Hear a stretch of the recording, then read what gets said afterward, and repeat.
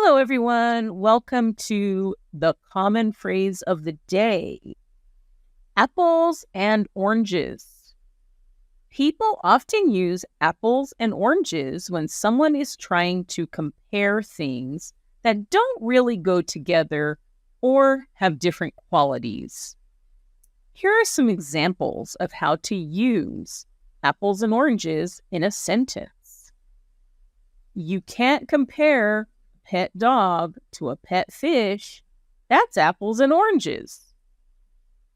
Comparing online learning to in-person learning is like comparing apples and oranges.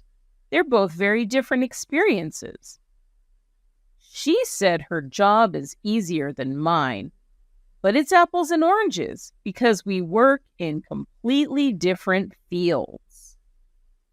So you see, using apples and oranges is a great way to explain why two things shouldn't be judged the same way. Please like and subscribe and come back for more common phrases of the day.